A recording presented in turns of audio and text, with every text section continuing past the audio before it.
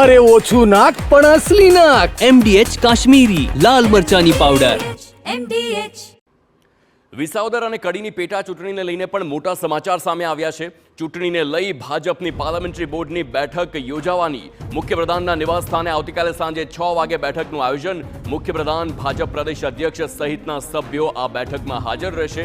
તો આજની સેન્સ પ્રક્રિયા બાદ નિરીક્ષકોએ આપેલા નામો અંગે ચર્ચા થશે. આવતીકાલની બેઠકમાં ઉમેદવારોના નામ પર અંતિમ મહોર લાગશે.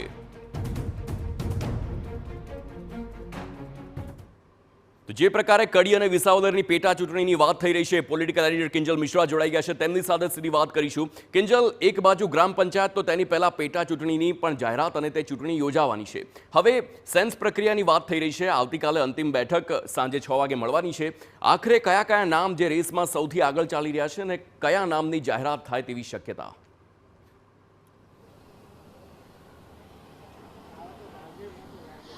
देखो बात કરવામાં આવે વિસાવદર અને કડી વિધાનસભા બેઠકની, તો જો કડી વિધાનસભા બેઠક છે તે એસસી આરક્ષિત બેઠક છે, એટલે કે ભાજપ હોય કે કોંગ્રેસ હોય એ બેઠક ઉપર એસસી ઉમેદવાર છે તેને ઉતારવો પડશે. ભાજપની વાત કરવામાં આવે તો ભાજપમાં આ બેઠકમાં છેલ્લા 2 ટર્મથી કરશનભાઈ પટેલ છે તે ચૂંટણી જીતતા હતા, લડતા હતા.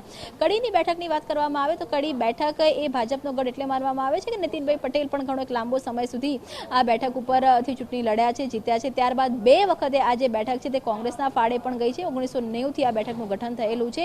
ત્યારે એક વખતે આ જે બેઠક હતી એ કહી શકાય કે ભરતસિંહ કરશનભાઈ માફ કરશો કરશન સોલંકી છે બીજેપીના તે જીતી રહ્યા હતા, અને 2 વખતે આ બેઠક જ્યારે કોંગ્રેસના ફાળે ગઈ હતી ત્યાં સિવાય અને તમામ ટર્મ્સની અંદર મોટા ભાગે આ જે બેઠક હતી તે ભાજપ પાસે રહી હતી.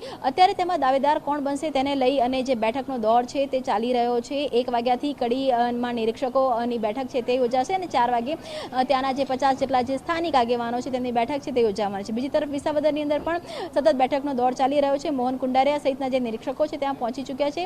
વિસાવદરની વાત કરવામાં આવે તો વિસાવદરમાં ભાજપ પાસે 3 મજબૂત દાવેદારો માનવામાં આવી રહ્યા છે, કે જેની અંદર જે વર્તમાન પ્રમુખ છે કિરીટ પટેલ, તેમનું નામ છે તે આવી રહ્યું છે. તેની સાથે જ હર્ષદ રેબડિયા અને ભૂપત ભાણેની વાત પણ આવી રહી છે.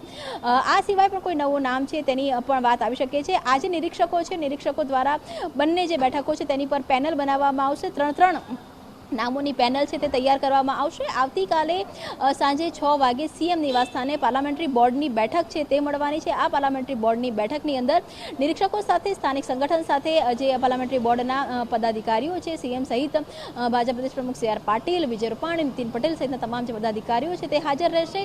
તે નિરીક્ષકોના જે નામો છે તેની ચર્ચા કરશે, જાતિગત સમીકરણોની ચર્ચા કરશે. તેની સામે જ વિપક્ષ દ્વારા કયો ઉમેદવાર અથવા તો કયો જાતિગત સમીકરણ સેટ કરવામાં આવે છે તેની ચર્ચા કરશે. પરંતુ માનવામાં એવું આવી રહ્યું છે કે આવતીકાલે મોડી રાત સુધીમાં ભાજપ પાર્લામેન્ટરી બોર્ડ દ્વારા બંને બેઠકો ઉપર જે ઉમેદવારોના નામ પર મહોર છે તે વાગી શકે છે. બિલકુલ, આભાર કિંજલ સમગ્ર માહિતી બદલ. તો આવતીકાલે સાંજે 6 વાગ્યા બાદ જે બેઠક યોજાવાની છે તેમાં અંતિમ મહોર નામ પર લાગે તેવી શક્યતા છે. અને હાલ સેન્સની પ્રક્રિયા જે પ્રકારે ચાલી રહી છે, અંતિમ નામોની જે પણ જાહેરાત થાય તેને પાર્લામેન્ટમાં સોંપવામાં આવશે અને ત્યારબાદ બેઠક બાદ આ નિર્ણય લેવામાં આવશે કે આખરે કડી અને વિસાવદરની પેટા ચૂંટણીમાં ઉમેદવાર કોણ હશે. હાલ સેન્સ પ્રક્રિયા અને ત્યારબાદ સાંજે 6 વાગે આવતીકાલે સીએમના નિવાસસ્થાને બેઠક યોજાવાની છે, જેમાં પ્રદેશ અધ્યક્ષ CR પાટીલ, સીએમ ખુદ અને આ સહિતના જે સભ્યો છે તે તમામ હાજર રહેશે. તો આજે સેન્સ પ્રક્રિયા યોજાશે અને ત્યારબાદ નિરીક્ષકોએ આપેલા નામ તે અંગે ચર્ચા પણ થશે.